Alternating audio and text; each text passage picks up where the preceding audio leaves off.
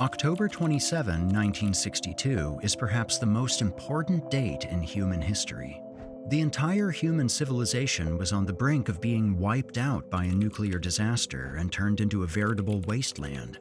If events had gone differently, or one man had made a slightly different decision, Earth as we know it today would not have existed. A Russian B-59 submarine armed with a nuclear torpedo was hiding in the Caribbean Sea, just a few miles from the Florida coast.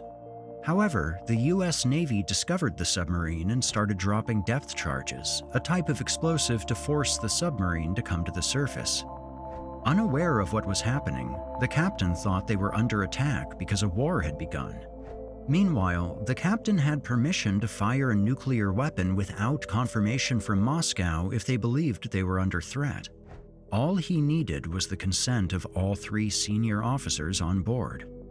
Two officers agreed to launch the torpedo, but the third officer, Vasili Arkhipov, refused to approve a launch. This is the story of Vasili Arkhipov, the man who saved the world. Following the end of World War II in 1945, there was political tension between the United States and the Soviet Union. These two great superpowers were vying for ultimate global supremacy, leading to what was known as the Cold War. Over the next few years, the world divided into two blocks of countries: the Western Bloc, led by the United States, and the Eastern Bloc, led by the Soviet Union. The Western Bloc, also known as the Capitalist Bloc, believes in a free market where anyone can make a profit. But the Eastern Bloc, also known as the Communist Bloc, was characterized by the Marxism-Leninism ideology. In other words, the government controls trade, and society is supposed to be equal because classes no longer exist. However, the Cold War was more than just a mere difference in ideologies between the Americans and the Soviet Union.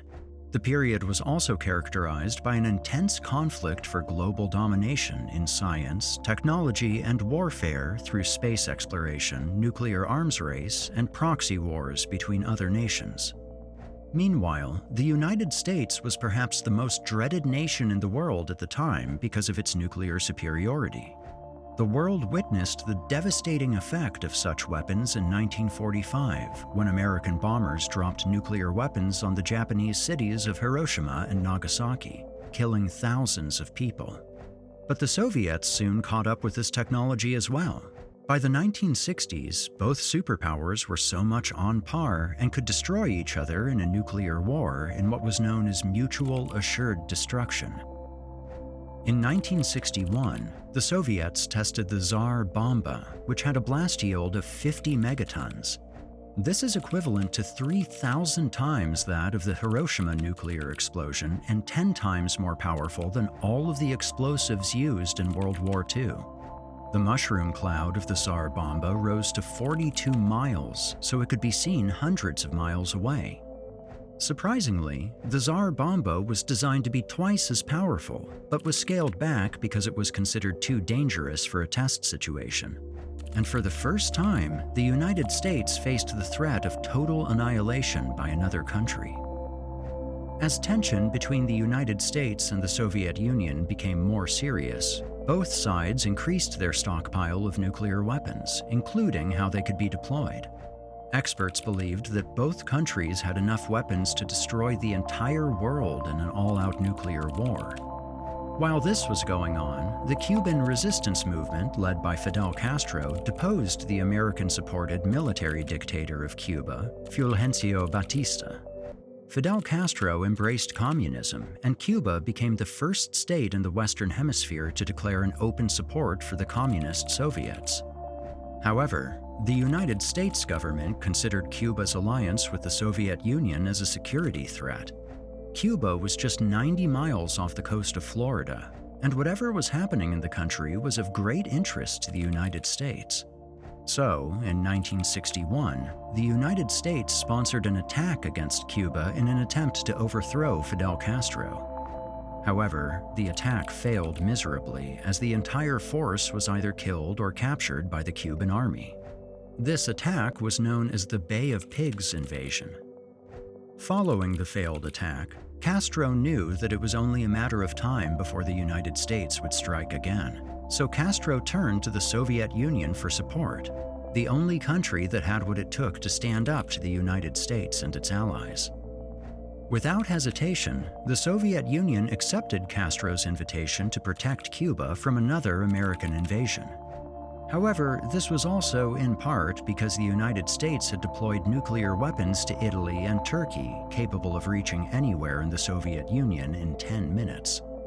So in 1962, Soviet leader Nikita Khrushchev reached a secret agreement with the Cuban government to supply medium-range nuclear missiles and immediate-range ballistic nuclear missiles, as well as technicians to operate them. Then, in the fall of 1962, the Soviet Union began construction of nuclear ballistic missile launch sites on Cuban soil. However, as Cuba's alliance with the Soviet Union grew stronger, the United States became more suspicious. There were rumors that the Soviet Union was planning to launch a nuclear attack against the United States. As the possibility of a nuclear war became more real, American schools began to teach children what should be done in case of an atomic attack. The duck and cover became a regular practice in classrooms as fear of nuclear annihilation loomed over everyone's heads. In September 1962, President John F. Kennedy warned Soviet Premier Khrushchev that any attempt to place a nuclear weapon on Cuban soil would be seen as a threat to the United States. However, following a series of surveillance operations, an American spy plane discovered missile sites under construction in Cuba. This discovery enraged the United States government, but Soviet Premier Khrushchev warned that an attack on Cuba would be termed an attack on the Soviet Union. So instead, on October 22nd, the United States government ordered a total blockade of the island of Cuba to prevent the Soviet Union from supplying additional missiles to Cuba. Meanwhile, the Soviet Union had sent out 4 diesel submarines, each of which carried 1 nuclear-armed torpedo, on a secret mission to the Caribbean Sea, just a few miles from the Florida coast. This was in response to the United States stationing nuclear submarines in Holy Loch, Scotland. However, on October 27, the Russian submarine B-59, which had been running submerged for days, was discovered by the U.S. Navy. The U.S. Navy started dropping depth charges, a type of explosive to force the submarine to come to the surface for identification. Unfortunately, the B-59 had not been in contact with Moscow for many days and had no idea whether war had in fact begun. But with the hundreds of explosions rocking the submarine heavily, the captain of the B-59, Valentin Grigorovich Savitsky, believed that this was a clear indication that war was at hand. Alone in the cold waters of the Pacific Ocean without any means of communication with the outside world, Captain Savitsky felt doomed. Some of his crew members had earlier passed out as a result of excessive heat caused by faulty air conditioning. The temperature in the submarine had climbed above 100 degrees Fahrenheit, and with every passing second, the situation in the submarine became more tense. So without further hesitation, Captain Savitsky made a very difficult decision. He decided to launch a nuclear torpedo at a U.S. vessel. The B-59 was armed with a 15-kiloton nuclear torpedo. To put the power of this nuclear weapon into perspective, this is the amount of energy released by the Hiroshima atomic bomb during World War II. However, in order to launch the nuclear weapon, all 3 senior officers on the submarine had to agree to it. Captain Savitsky turned to political officer Ivan Semyonovich Maslenikov to ask for his approval. Maslenikov immediately said yes, but the second commanding officer, Vasili Arkhipov, refused to approve a launch. After much deliberation among the 3 senior officers, Vasili Arkhipov managed to convince them that the explosion was a warning and not an attack. The B-59 was forced to rise to the surface, where it was met by a U.S. destroyer and a U.S. Navy helicopter circling above it.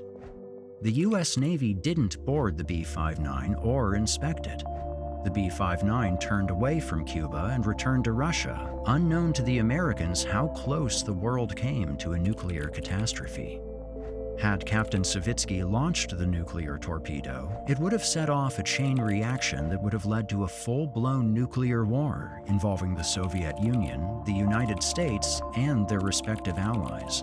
It is estimated that the direct impact of nuclear explosions would kill about 70% of the entire human population. In addition, the secondary effects of the nuclear explosion, such as thermal radiation, firestorms, fallout, and starvation, would slowly kill the remaining population. It would have been a holocaust beyond imagination. The dangerous confrontation between the Soviet Union and the United States would come to be known as the Cuban Missile Crisis. This 13-day standoff is considered the closest the world has been to nuclear annihilation.